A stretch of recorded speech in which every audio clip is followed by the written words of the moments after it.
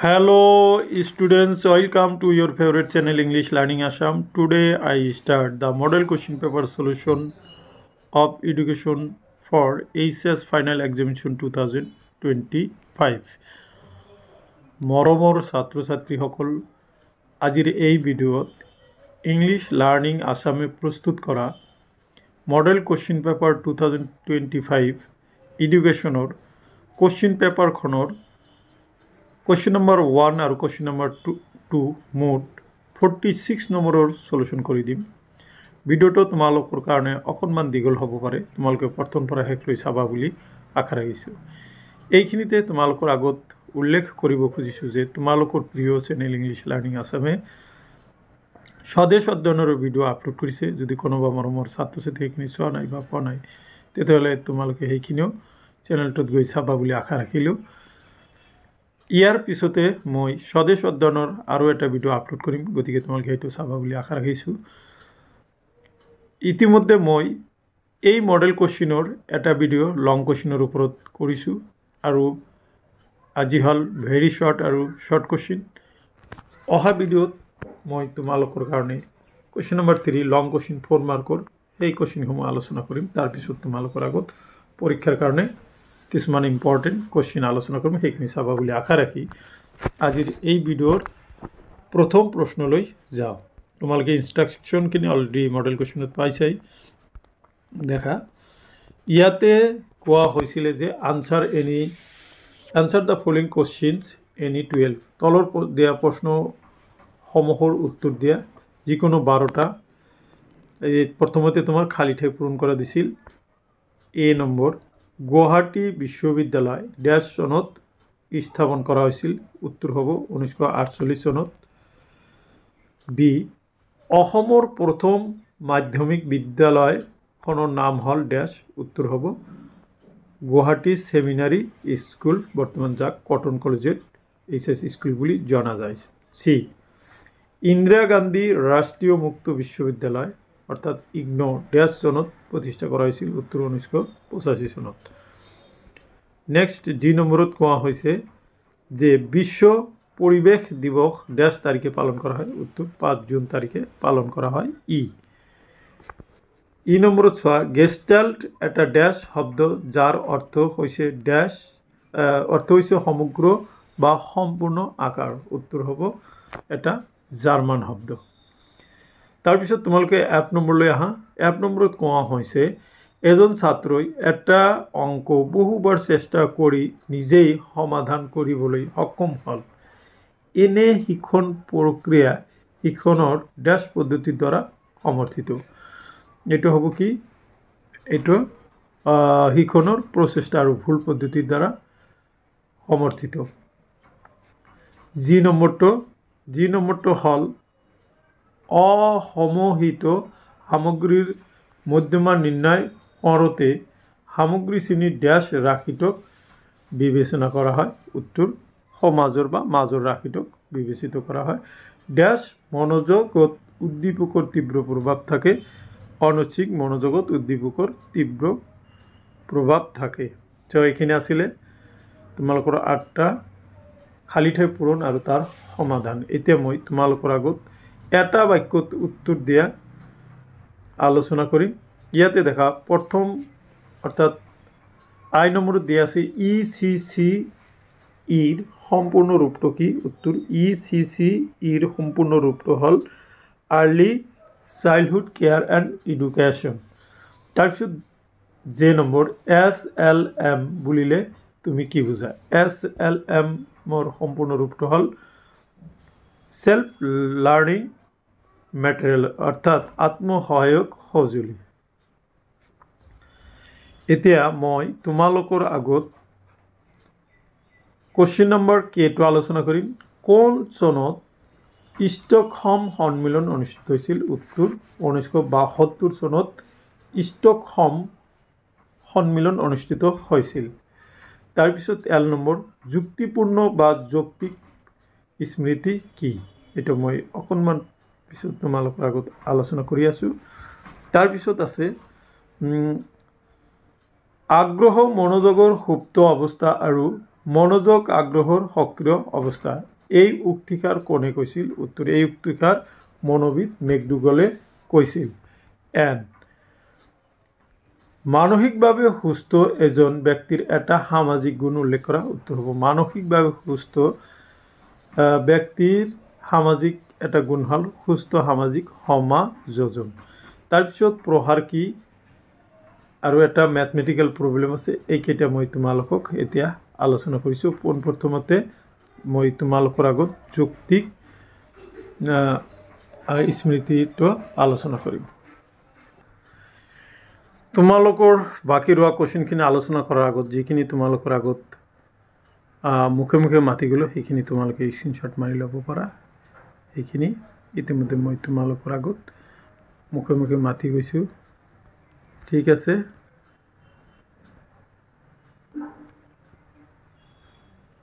Okay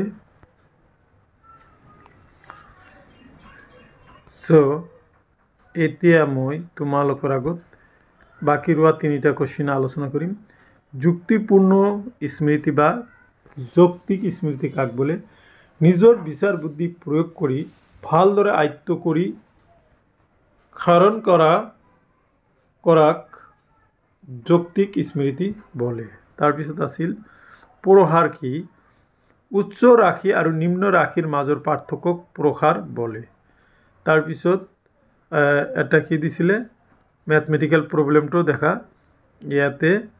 ইয়াতে M মানে তোমাৰ গড় আছে 35 আৰু মিডিয়ান মধ্যমা আছে 43 বহুলক M O equal to what আমি জানো যে বহুলক M O equal to 3 into মধ্যমা -2 গড় গতিকে 3 ইনটু 43 -2 ইনটু 35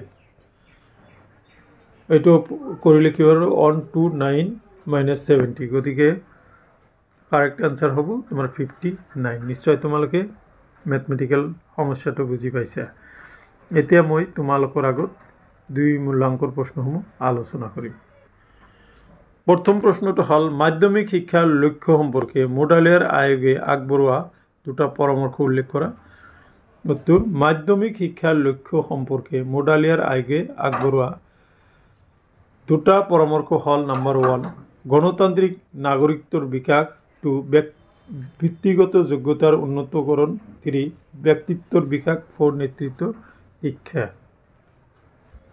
নেক্সট কোৱেশ্চনটো হ'ল মাধ্যমিক শিক্ষাৰ দুটা আহোৱা লিখা মাধ্যমিক শিক্ষাৰ কেইবাটাও আহোৱা আছে মই ইয়াতে 6টা আহোৱা তোমালোকৰ আগত আলোচনা কৰিছোঁ তোমালোকৰ দীঘল প্ৰশ্নৰ কাৰণে এইটো উপযুক্ত হ'ব মাধ্যমিক শিক্ষাৰ আহোৱাসমূহ হ'ল নাম্বাৰ 1 জীৱন বিচ্ছিন্নতা 2 সংকীৰ্ণ আৰু একপক্ষীয় 3 ইংৰাজী ভাষাৰ প্ৰাধান্য 4 ত্ৰুটিপূৰ্ণ শিক্ষাদানৰ পদ্ধতি 5 ছাত্ৰ শিক্ষকৰ ব্যক্তিগত সম্বন্ধৰ প্ৰভাৱ 6 পৰীক্ষা প্ৰধান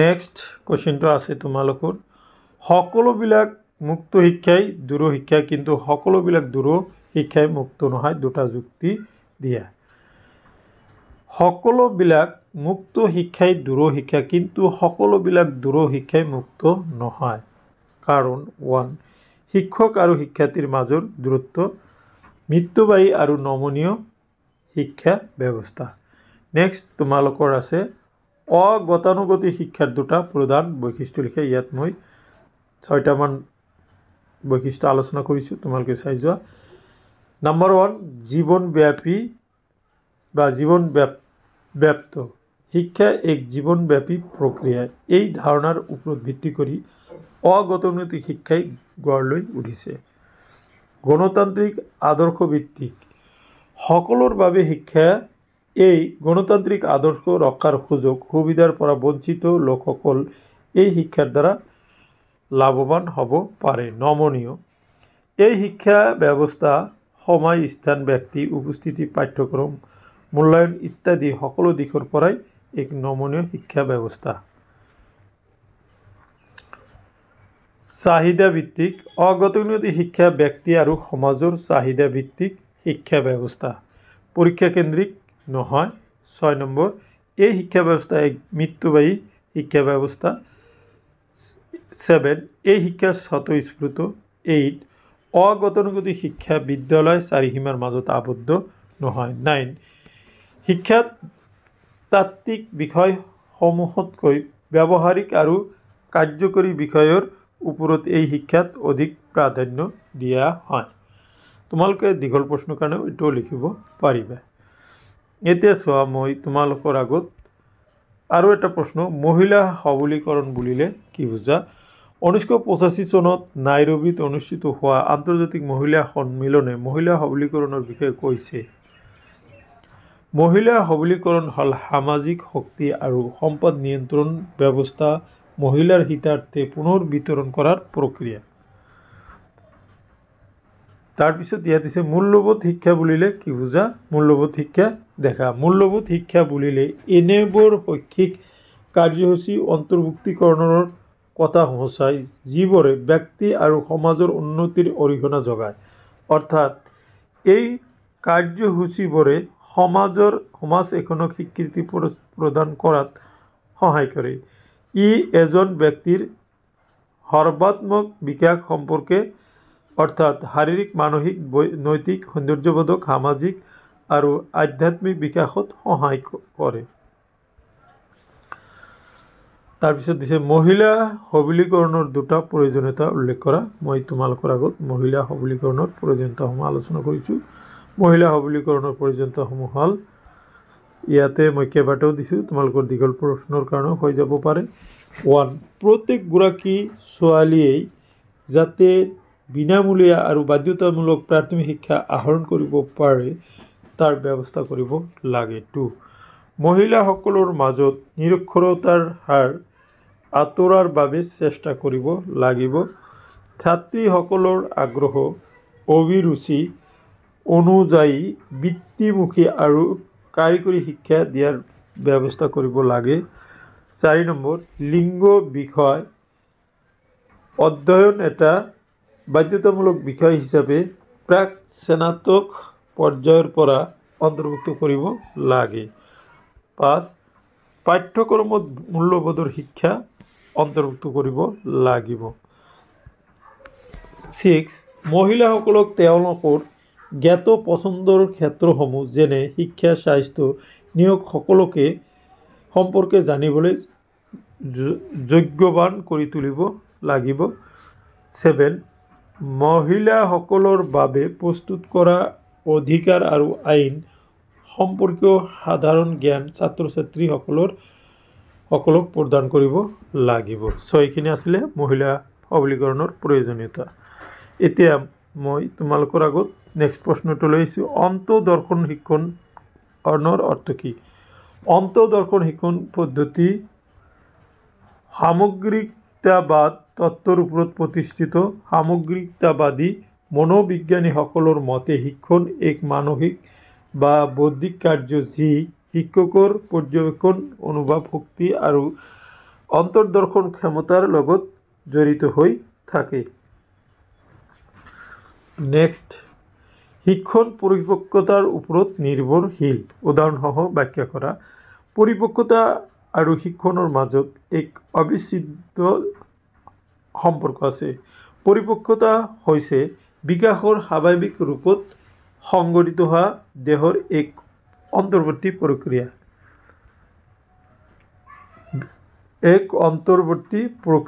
উদাহৰণস্বৰূপে এটা কম বয়সীয়া শিশুৱে ভাষা আয়ত্ত কৰিব নোৱাৰে কিয়নো তাৰ বাবে নিৰ্দিষ্ট বয়সৰ প্ৰয়োজন, কিন্তু কিছুমান ক্ষেত্ৰত শিক্ষকৰ অভাৱত নিৰ্দিষ্ট বয়সপ্ৰাপ্ত হ'লেও স্বাভাৱিক ৰূপত ভাষা আয়ত্ত কৰিব পাৰে।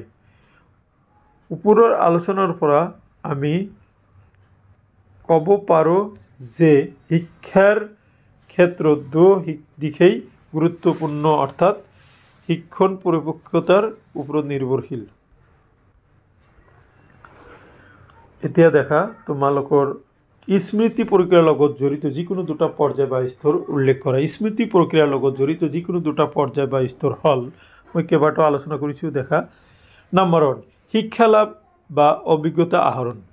সংৰক্ষণ পুনঃস্মৰণ প্ৰত্যাবিজ্ঞা সো এইখিনি আসলে কি এই প্ৰশ্নৰ সমাধান এতিয়া মই তোমালোকৰ আগত নেক্সট প্ৰশ্নটো লৈ আহিছোঁ স্মৃতিৰ বাবে বিস্মৃতিৰ প্ৰয়োজন কাৰণ দৰ্শোৱা বিস্মৃতিক স্মৃতিৰ এক কাৰক বুলি গণ্য কৰা হয় কাৰণ যিকোনো শিক্ষণ অভিজ্ঞতা আহৰণৰ পিছত ভৱিষ্যতে স্মৃতি লাভৰ অৰ্থে প্ৰতিৰূপ বা চাপসমূহৰ মাজত সঞ্চিত কৰি ৰাখিব লাগিব আনহাতে আমি সকলোৱে জানো যে সংৰক্ষণ ক্ষমতা জন্মলব্ধভাৱেই ই সীমিত বিস্মৃতিয়ে পুৰণি অপ্ৰয়োজনীয় প্ৰতিৰূপসমূহ অচেতন মনৰ গভীৰ স্থলীলৈ ঠেলি পঠিওৱাৰ ফলস্বৰূপে সচেতন মন নতুন জ্ঞান অভিজ্ঞতা আহৰণ কৰি সংৰক্ষণ কৰিবলৈ সমৰ্থ হয় সেয়েহে বিস্মৃতি স্মৃতিৰ বাবে প্ৰয়োজনীয় বুলি গণ্য কৰা হয় সো মাই ডিয়াৰ ষ্টুডেণ্টছ এইখিনি আছিলে এই প্ৰশ্নৰ সমাধান এইখিনিতে মই তোমালোকক জনাব খুজিছোঁ যে তোমালোকৰ প্ৰিয় চেনেল ইংলিছ লাৰ্নিং আছামী এডুকেশ্যনৰ প্ৰায়খিনি অধ্যায়ৰ ভিডিঅ' আপলোড কৰিছে তোমালোকে সেইখিনিও যদি দৰকাৰ পৰে চাব পাৰা এই পৰীক্ষাৰ একেবাৰে প্ৰস্তুতি শেষ মুহূৰ্তত আৰু অনাগত যিখিনি পৰীক্ষা আছে তাৰো কোৱেশ্চন সমাধান কৰি দিম বুলি তোমালোকে সেইখিনি চাবা বুলি আশা ৰাখিলোঁ বলাচোন নেক্সট প্ৰশ্নলৈ যাওঁ মানসিক স্বাস্থ্যৰ গুৰুত্বপূৰ্ণ বৈশিষ্ট্যবোৰ উল্লেখ কৰা মানসিক স্বাস্থ্যৰ গুৰুত্বপূৰ্ণ বৈশিষ্ট্যবোৰ হ'ল 1 মানসিক স্বাস্থ্যৱান লোকসকল শক্তিশালী ব্যক্তিত্বৰ অধিকাৰী তেওঁলোকৰ বিশেষ কোনো সমাযোজনৰ সমস্যা নাই তাৰপিছত এজন ব্যক্তিৰ আগ্ৰহক প্ৰভাৱিত কৰিব পৰা দুটা উৎস বা উপাদানৰ নাম লিখা এজন ব্যক্তিৰ আগ্ৰহক প্ৰভাৱিত কৰিব পৰা দুটা উৎস বা উপাদানৰ নাম মই কেইবাটাও দিছোঁ তোমালোকে যিকোনো দুটা লিখি দিলে হৈ যাব দৈহিক অৱস্থা বৌদ্ধিক যোগ্যতা লিংগ পাৰ্থক্য পৰিৱেশৰ প্ৰভাৱ শিক্ষণ পদ্ধতি এতিয়া মই তোমালোকৰ আগত নেক্সট প্ৰশ্নটো আলোচনা কৰিম লেখচিত্ৰৰ দুটা প্ৰকাৰ উল্লেখ কৰা লেখচিত্ৰৰ দুটা প্ৰকাৰ হ'ল বাৰম্বাৰতা বহুভুজ আৰু আয়ত চিত্ৰ এতিয়া দেখা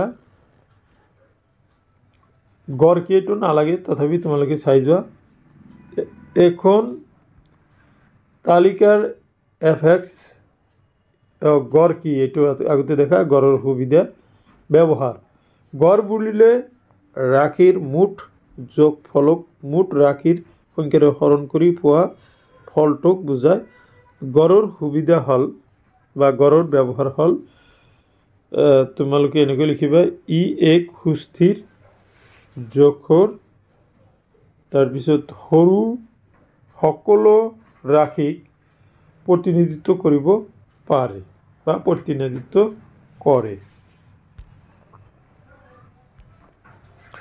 নেক্সট কোৱেশ্চনটো হ'ল তলত দিয়া তথ্যৰ পৰা গড় আৰু মধ্যমা নিৰ্ণয় কৰা তথ্য হ'ল 7 9 11 13 15 12 8 19 21 গতিকে উৰ্ধক্ৰমত মই বস্তুখিনি সজাই লৈছোঁ 7 8 9 11 12 13 15 19 and 21 গতিকে তোমালোকে গড় উলিয়াবলৈ হ'লে গোটেইকেইটা যিখিনি ৰাশি দিয়া আছে গোটেইকেইটা যোগ কৰি দিয়া আৰু টোটাল কেইটা আছিল টোটাল আছিল 9টা 9ৰে হৰণ কৰি দিছোঁ এইটো প্লাছ কৰি দিলে 1155 আৰু 9ৰে হৰণ কৰিলে 12.78 হয় মধ্যমা ইয়াত m equal to 9 n plus 1 by 2 equal to 9 plus 1 by 2 কটাকটি কৰাৰ পিছত দেখা এইটো 5তম পদটো হ'ব গতিকে 5তম পদটো কিমান 12 হ'ব তোমাৰ কি মধ্যমা সো মাই ডিয়াৰ ষ্টুডেণ্টছ এইখিনিয়ে হ'ল আজিৰ এই ভিডিঅ'ৰ বিষয়বস্তু আশা কৰিছোঁ আজি মই তোমালোকৰ অহা পৰীক্ষাৰ প্ৰস্তুতি হোৱাকে আলোচনা কৰা বিষয়খিনিয়ে তোমালোকক অহা পৰীক্ষাসমূহত সহায় কৰিব যিহেতু এইটো মডেল কুৱেশ্যন বনাইছোঁ এইখনো তোমালোকে ভালকৈ চাবা কিয়নো তাৰ পৰা ভালেখিনি প্ৰশ্ন অহাৰ সম্ভাৱনা আছে। গতিকে মৰমৰ ছাত্ৰ ছাত্ৰীসকল, এইখিনি হ'ল আজিৰ এই ভিডিঅ'ৰ বিষয়বস্তু। থেংক ইউ ফৰ ৱাচিং।